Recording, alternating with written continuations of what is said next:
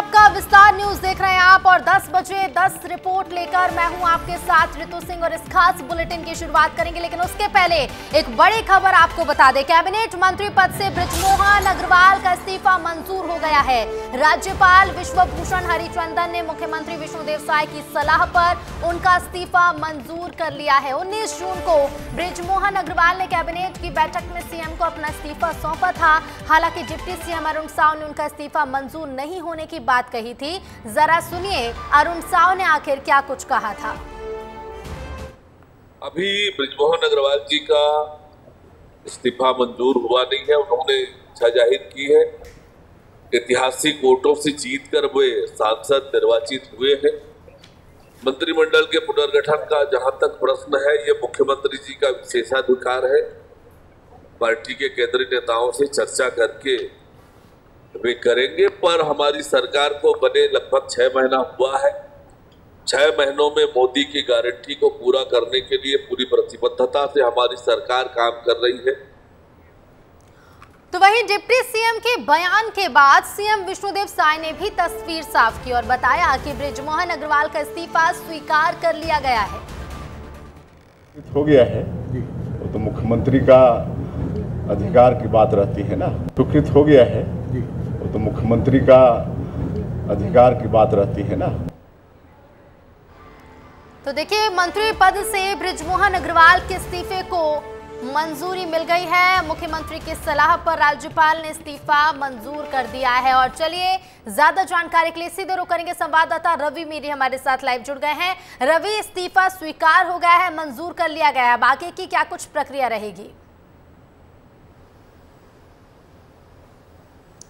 ऋतु, ये तस्वीर क्लियर हो गई है, साफ हो गई है। मुख्यमंत्री विष्णुदेव साय ने कह दिया है कि इस्तीफा स्वीकार कर लिया गया है। आपको मैं थोड़ा कहानी बता देता हूं। 17 जून को विधायक पद से बृजमोहन अग्रवाल ने इस्तीफा दिया था। उसके बाद 19 जून को बृजमोहन अग्रवाल ने कैबिनेट की बैठक में शिक्षा मंत्री के पद से इस्तीफा दे दिया था और मुख्यमंत्री विष्णुदेव साय को अपना त्यागपत्र सौंप दिया था। उसके अगले ही दिन 20 जून को राज्यपाल ने इसकी स्वीकृति भी कर दी थी। मुख्यमंत्री विष्णुदेव साय के सलाह पर इसकी स्वीकृति भी हो गई थी। लेकिन सवाल इसलिए उठा कि आज सुबह कोरबा में डिप्टी सीएम अरुण साय ने कहा कि बृजमोहन अग्रवाल ने इस्तीफा के लिए इच्छा जाहिर की है, उनका इस्तीफा स्वीकृत नहीं हुआ है। ये बयान के बाद ये चर्चा होने लगी कि क्या सच में बृजमोहन अग्रवाल का इस्तीफा छत्तीसगढ़ में नहीं हुआ है, क्या अभी भी वो मंत्री बन सकते हैं। ये संशय छत्तीसगढ़ में सुना जा रहा था, देखा जा रहा था और ये चर्चा हो रही थी। लेकिन इस पर भी विराम लग गया। इस पर भी अब साफ जवाब मिल चुका है, क्योंकि मुख्यमंत्री विष्णुदेव साय ने आज धमतरी में कह दिया है कि उनका इस्तीफा स्वीकार कर लिया गया है और राजभवन की तरफ से भी आदेश जारी कर दिया गया है। तो बृजमोहन अग्रवाल पूरी तरीके से कैबिनेट से बाहर हो चुके हैं। ऋतु, बिल्कुल बिल्कुल, देखिए तस्वीर अब साफ हो चुकी है रवि, क्योंकि जब तक तस्वीर साफ नहीं हुई थी, जब डिप्टी सीएम का बयान सामने आया और उसके पहले जब इस्तीफा भी नहीं दिया गया था, तब तक हमने कांग्रेस को भी सुना था कि कांग्रेस किस तरह से ऑफर भी दे रही थी बृजमोहन अग्रवाल को और बयानबाजी भी तेज थी। लेकिन अब सब जिस तरह की बयानबाजी तेज थी, उन सारी बयानबाजियों पर अब विराम भी लग गया है। रवि, देखिए, निश्चित रूप से छत्तीसगढ़ में जब से बृजमोहन अग्रवाल को लोकसभा चुनाव के लिए टिकट मिला था, उसके बाद से ही बृजमोहन अग्रवाल लगातार सुर्खियों में रहे हैं। और जब चुनाव जीत गए उसके बाद ये कहा गया कि अब बृजमोहन अग्रवाल विधायक रहेंगे या सांसद रहेंगे। अगर विधायक रहेंगे तो सांसदी छोड़नी पड़ेगी, सांसद रहेंगे तो विधायकी छोड़नी पड़ेगी। तो ये उनके लिए प्रक्रिया हो रही थी और लगातार इस पर विपक्ष सवाल खड़े कर रहे थे। विपक्ष की तरफ से लगातार कहा जा रहा था कि बीजेपी में सब कुछ ठीक नहीं चल रहा है, बृजमोहन अग्रवाल इस्तीफा नहीं देना चाहते, लेकिन पार्टी उनसे जबरन इस्तीफा ले रही है। इस तरह के आरोप लग रहे थे, लेकिन उन सभी आरोपों पर विराम लग गया है, क्योंकि सीएम विष्णुदेव साय ने कह दिया है कि उनका इस्तीफा स्वीकार कर लिया गया है। बिल्कुल बिल्कुल, अब स्थिति साफ और तस्वीर भी क्लियर है। रवि, फिलहाल शुक्रिया आपका हमसे जुड़ने के लिए और तमाम जानकारी के लिए। और चलिए अब आगे बढ़ेंगे और अब शुरुआत करेंगे 10 बजे 10 रिपोर्ट की। तो क्या कुछ रहेंगी खबरें वो आपको बताते हैं। अंतर्राष्ट्रीय योग दिवस का आयोजन आज किया गया। तो वहीं दूसरी बड़ी खबर रहेगी कि मध्य प्रदेश पढ़ेगा राम कृष्ण का पाठ, यानी कि सिलेबस में कुछ बदलाव होगा और मध्य प्रदेश के छात्र छात्राएं राम कृष्ण का पाठ पढ़ेंगे। तीसरी बड़ी खबर और तीसरी बड़ी रिपोर्ट आपको बता दें, रायपुर दक्षिण विधानसभा सीट को लेकर अब चुनौती है, सस्पेंस बरकरार है। तो वहीं उपचुनाव को लेकर चुनौती भी देखने को मिल रही है। 10 बजे की चौथी बड़ी रिपोर्ट है जिस पर हम बात करेंगे, वो है प्रोफेसर पर धर्म परिवर्तन कराने का आरोप लगा है। इंदौर से ये मामला सामने आया है जिस पर विस्तार से आपको जानकारी देंगे।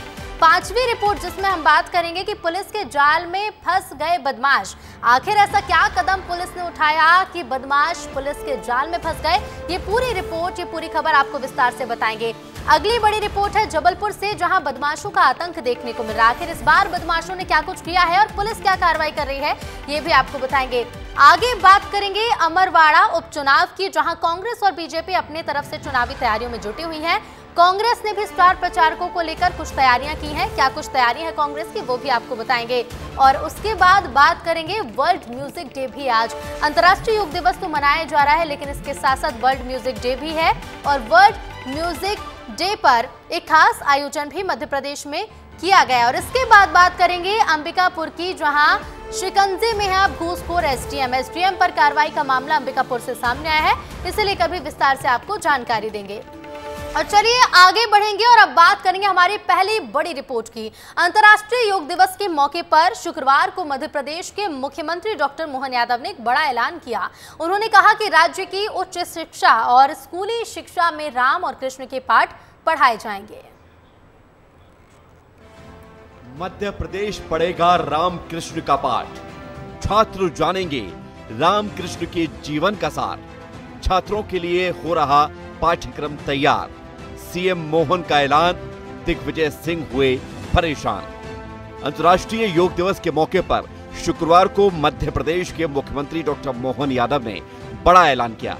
उन्होंने कहा कि राज्य की उच्च शिक्षा और स्कूली शिक्षा में राम और कृष्ण के पाठ पढ़ाए जाएंगे।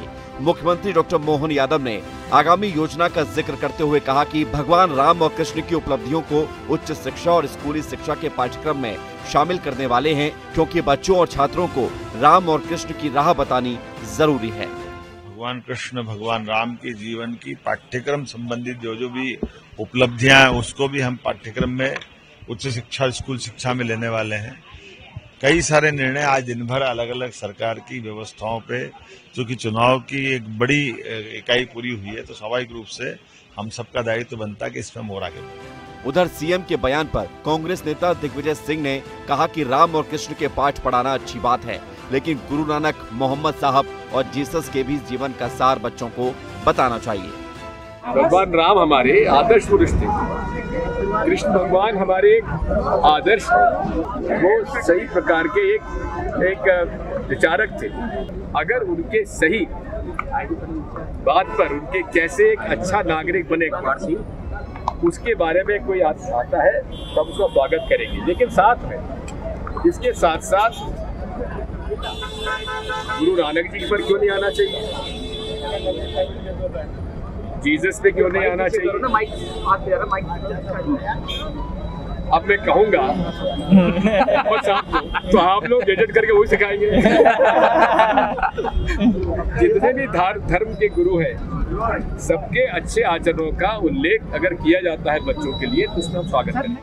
चुनाव खत्म होते ही मुख्यमंत्री मोहन यादव एक्शन मोड में हैं। राम पथ गमन और श्री कृष्ण पथ गमन, दो परियोजनाओं को राज्य सरकार ने अपने हाथ में ले लिया है।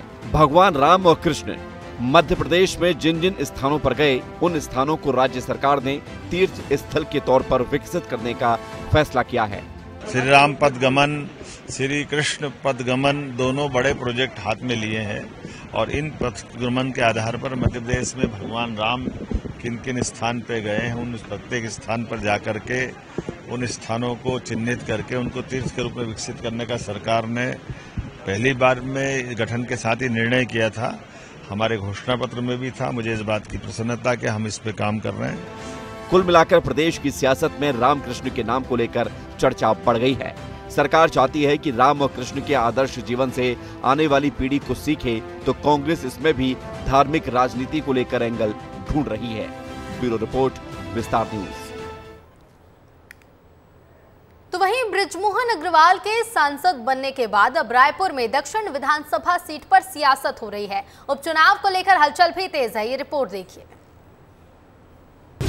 रायपुर दक्षिण विधानसभा सीट पर सियासत, उपचुनाव को लेकर चुनौती का दौर। बृजमोहन अग्रवाल के इस्तीफे से खाली हुई सीट। 34 साल से विधायक थे बृजमोहन अग्रवाल।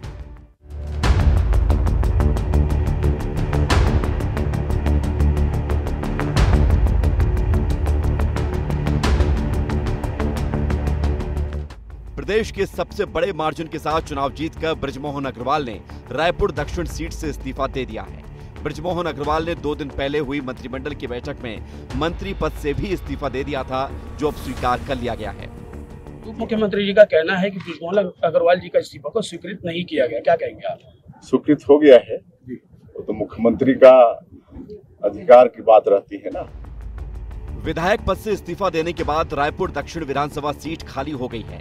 हालांकि इस सीट के खाली होने को लेकर राजपत्र में प्रकाशन भी हो गया है। सीट खाली होने के बाद कई दावेदार भी सक्रिय हो चुके हैं। रायपुर पश्चिम से विधायक और पूर्व मंत्री राजेश मूणत ने इस सीट को लेकर कांग्रेस को चुनौती दी है।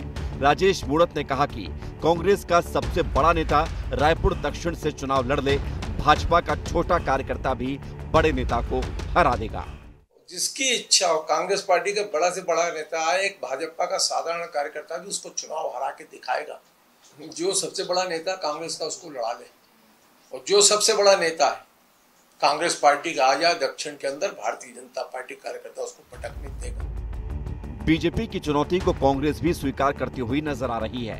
कांग्रेस के पूर्व विधायक विकास उपाध्याय का कहना है कि बीजेपी खुद को लाइमलाइट में रखना चाहती है, केवल खबरों में रहना है और लोगों को मिसगाइड करना है। क्योंकि खबरों में रहना है, लोगों को मिसगाइड करना है, जनता के बीच में मिसगाइड कर अपनी उपस्थिति को दर्ज करना है, ये भारतीय जनता पार्टी की छोटी सोच है।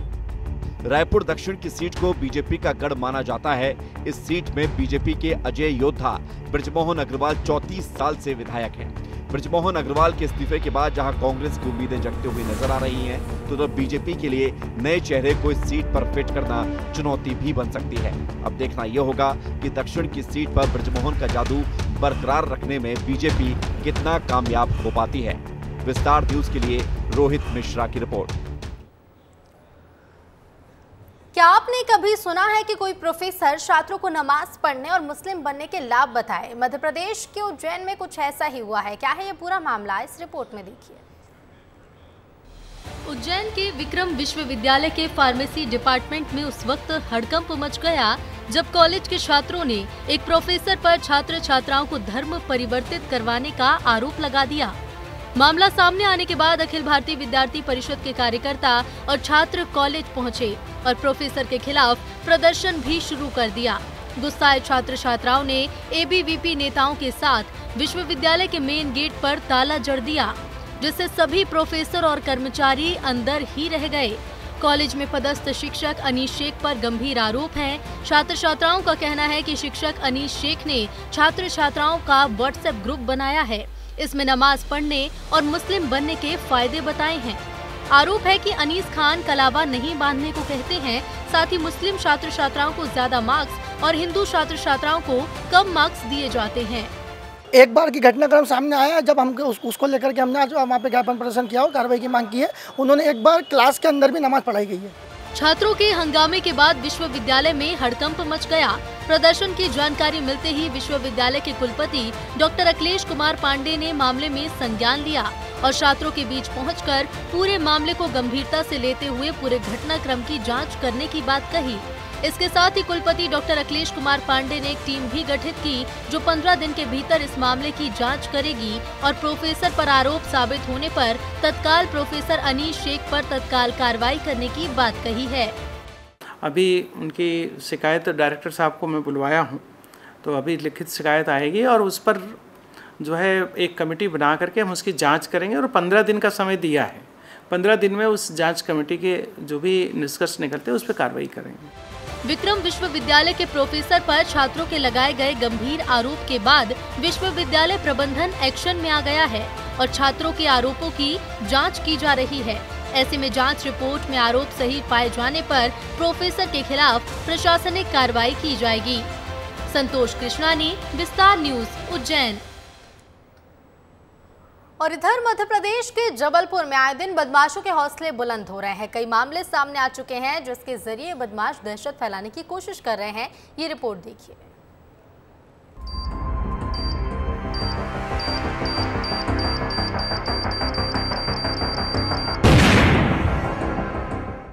मध्य प्रदेश की संस्कारधानी जबलपुर में बदमाशों के हौसले इस कदर बुलंद हैं कि बदमाश बमबाजी करने से भी नहीं कतरा रहे हैं।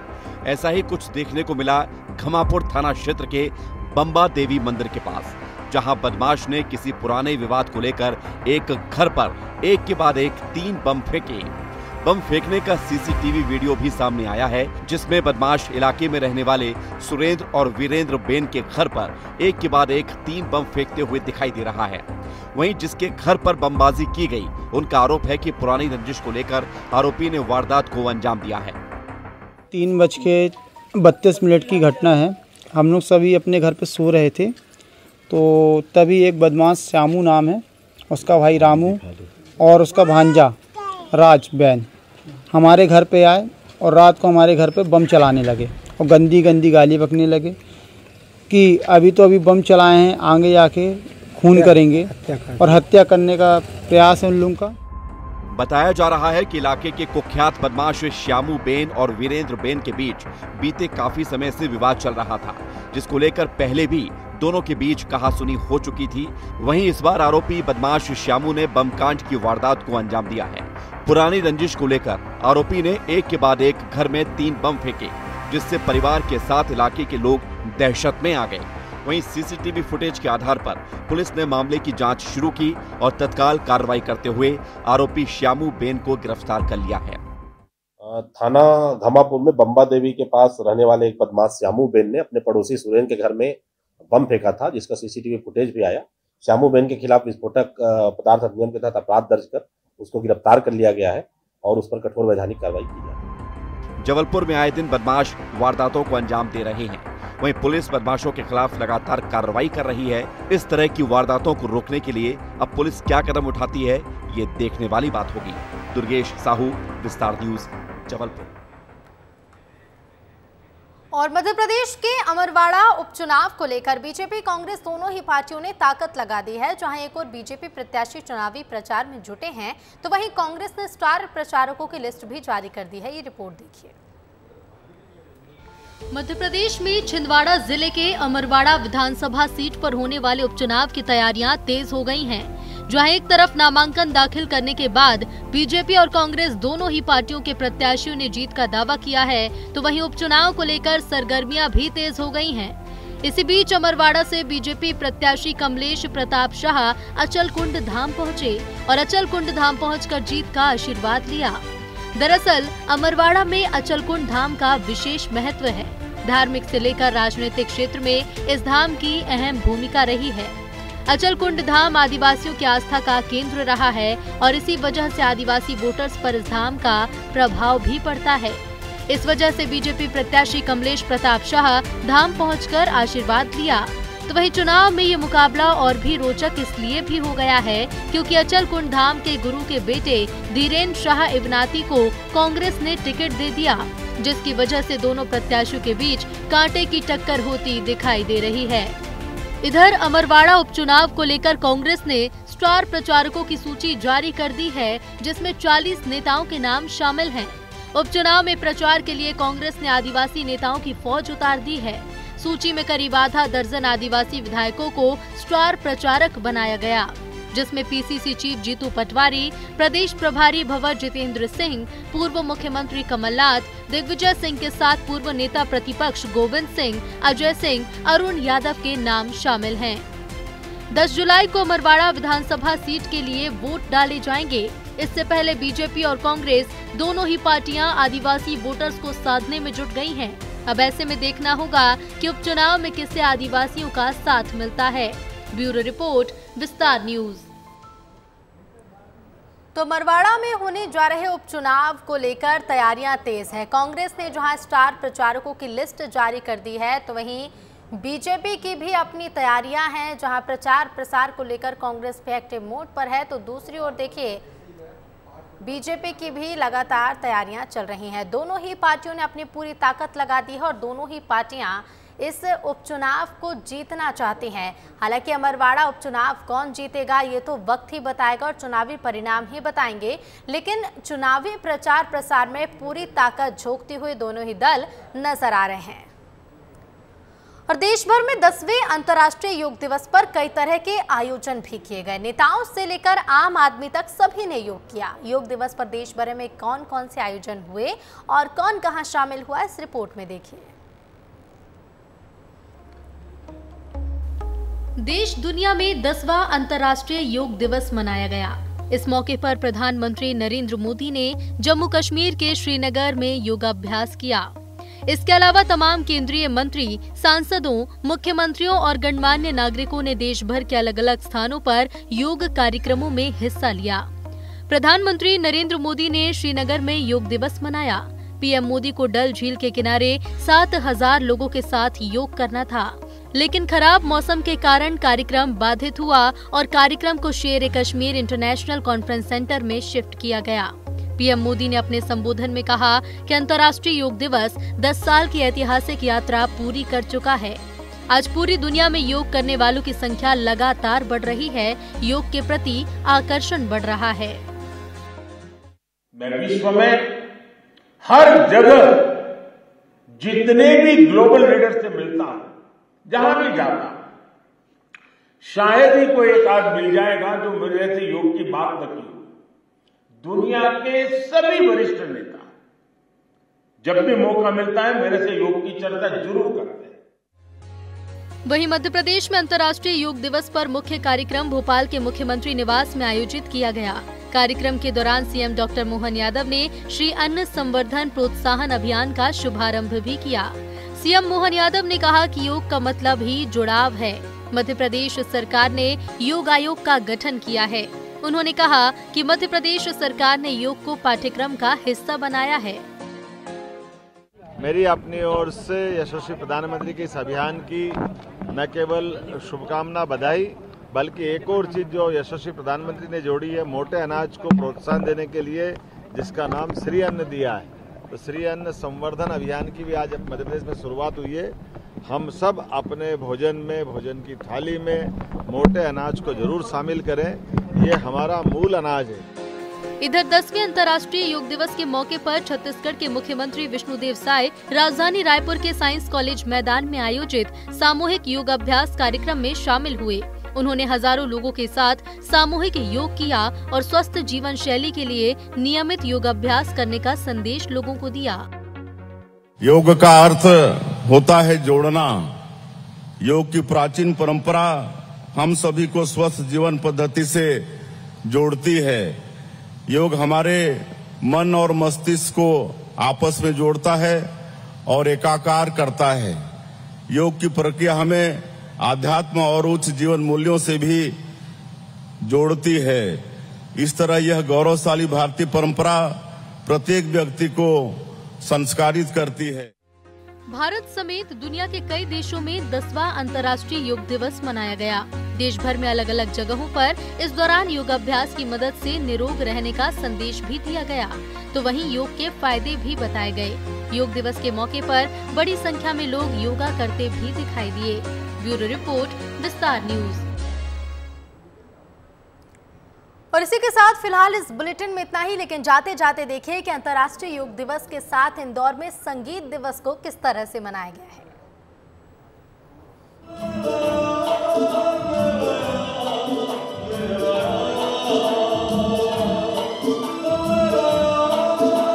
आज पूरी दुनिया में योग दिवस ही नहीं बल्कि विश्व संगीत दिवस भी मनाया जा रहा है। वर्ल्ड म्यूजिक डे के अवसर पर इंदौर के ऐतिहासिक कृष्णपुरा छतरियों पर कार्यक्रम किया जा रहा है।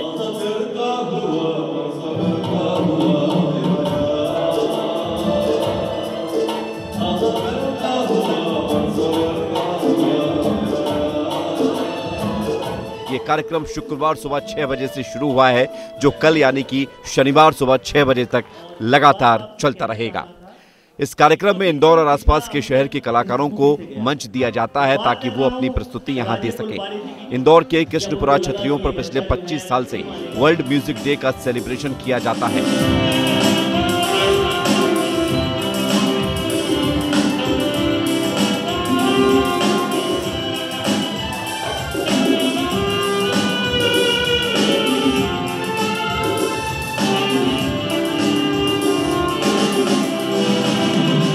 इस आयोजन के सूत्रधार नगरीय विकास, आवास एवं संसदीय कार्य मंत्री कैलाश विजयवर्गीय हैं। जब वो पहली बार इंदौर के महापौर बने थे, तब से उन्होंने शहर में वर्ल्ड म्यूजिक डे के अवसर पर 24 घंटे के लिए म्यूजिकल कार्यक्रम का आयोजन करने के निर्देश दिए थे। पिछले 25 वर्ष से ये कार्यक्रम हो रहा है। हमारे को ये प्रेरणा विजयते प्रेरणा मेरे आदरणीय सम्मानी श्री कैलाश विजयवर्गीय जी ने दी कि जब भी संगीत दिवस आए तो आपको जाकर जो लोग संगीत दिवस कराते हैं उनकी पूरी तरीके से मदद करना है। तो वास्तव में ये संगीत का रस है। 5 म्यूजिशियन होते 24 घंटे लगातार बजाते हैं। बाकी उनके साथ भी इंदौर के सारे म्यूजिशियन 1-1 घंटा 1.5 घंटा हाजिरी देते हैं और वो अपना गाना बजाना करके फिर जब भी समय मिलता है फिर रात को भी आते हैं। तो ये एक संगीत का एक अनुष्ठान हो गया है वर्ल्ड म्यूजिक डे। सब श्रोता कलाकार इस दिन की राह देखते हैं कि छतरी पर एक आयोजन होगा और हम उसमें सम्मिलित होंगे। कार्यक्रम के दौरान कलाकारों ने शानदार प्रस्तुति दी।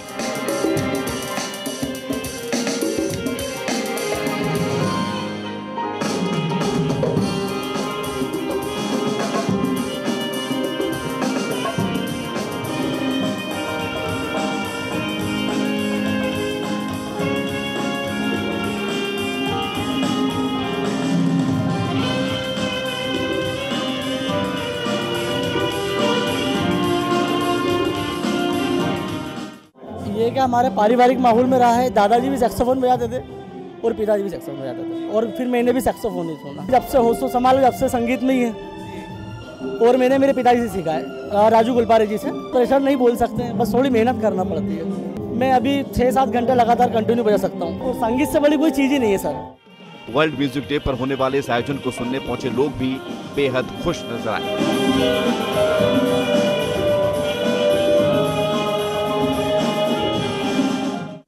मैं म्यूज़िक की बहुत बड़ी फ़ैन हूँ और मैं हर साल यहाँ आती हूँ। कई सालों से यहाँ आ रही हूँ सुनने के लिए और आज तो मेरा दिन ही बन गया। योगेश गुलपारे जी का इतना सुंदर सैक्सोफोन पे मजा आ गया। विश्व में सदा ही शांति बरकरार रखने के लिए फ्रांस में पहली बार 21 जून 1982 को वर्ल्ड म्यूजिक डे बनाया गया था, जिसका श्रेय वहाँ के तात्कालिक सांस्कृतिक मंत्री जैक लो को जाता है। और आज पूरी दुनिया संगीत को लेकर ये खास दिवस मनाती है।